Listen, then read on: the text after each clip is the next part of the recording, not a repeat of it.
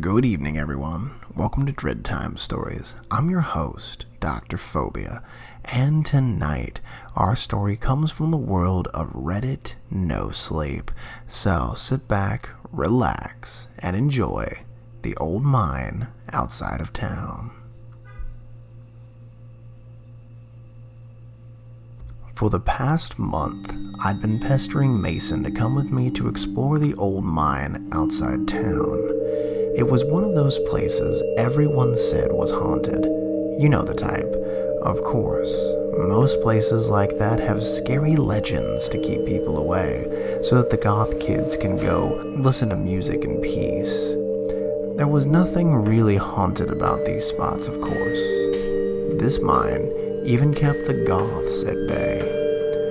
There were so many rumors about why the mine was haunted and downright dangerous. Some said it had been used as a government uranium mine during the Manhattan Project, and you'd get irradiated the minute you set foot inside. Others claimed that slaves had been secretly imprisoned and tortured to death after the abolition of slavery, and their vengeful ghost would haunt anyone foolish enough to explore. For the most part, however, folks didn't know why the place was so ominous. They had just been told to never go in, and they obeyed. No one I'd ever met had boasted about going inside. A couple people had the balls to peek through the cracks in the wood they'd used to board the place up 50 years ago, but that is as far as anyone would go. Not even the cops would go in when asshole kids would prank call the station and say that someone had gotten lost in there. Honestly, the whole thing seemed pretty lame. I've never been superstitious, and I couldn't care less about ghosts of dead slaves or some ridiculous rumors about radiation. All the evidence said it was nothing but an old coal mine that had been decommissioned before it could get finished. That's it. And I was going in. Mason always resisted when I tried to get him to come. I couldn't believe how much of a coward he was. I'd always known he was shy and timid, but this was just pathetic. Why I was friends with him in the first place was anyone's guess. Well, he was my drug dealer, and he stopped dealing about a month ago to get a real job. He'd done nothing but annoy me ever since, and tonight was going to be the last straw. If he bailed on me, I would never talk to him again. He didn't bail, thank God. We showed up at the mine at sunset. We brought the flashlights and stuff to explore, plus some food in case we got lost. That last part was his idea. He seemed under the impression we'd be gone long enough that starvation would be a concern. Such a baby. I had him tear away the bottom boards with a crowbar while he whined and protested. I crawled under the remaining barrier and got into the mine. His bleeding went on and on, but eventually he squeezed through the opening and joined me inside. We shone our flashlights ahead and looked at the solid rock wall in front of us and the sharp left turn. "Let's go," I told him.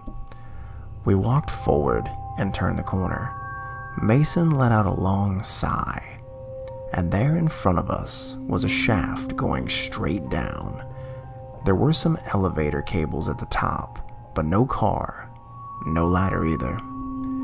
"I guess the scary stuff's down there," Mason announced, his voice echoing down the shaft. "No way we can climb down, right?" The relief in his voice was obvious. I paced aimlessly while he talked about how he couldn't believe the town was so scared of such a boring place. I cleared my throat and then spoke. "Daryl wants you to know that you promised to work for him forever, Mason, and you shouldn't have stopped." I was behind Mason when I finished the sentence, and I pushed him. He tried to grab me, but I'd backed up. He spun around and toppled backward from the lift of the shaft. His hands tried to grasp the edge, but it was all loose dirt and sand. He screamed the whole way down. The wet crunch came a little while later. I turned around to head back toward the opening, thinking about how proud of me Daryl was gonna be. We talked about this ever since Mason got his stupid job. While I rounded the corner, a voice erupted from the elevator shaft. I gasped and ran for the exit, and as I scrambled under the barrier, despite my blood jackhammering in my ears and my panic yelps filling the air, I clearly heard the words, "Thank you. We've been so hungry."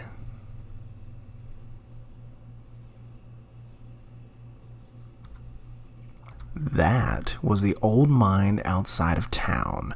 I hope you enjoyed it, and thank you for listening.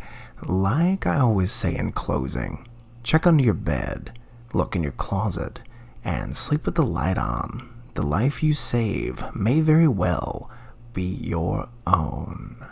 Good night, everyone.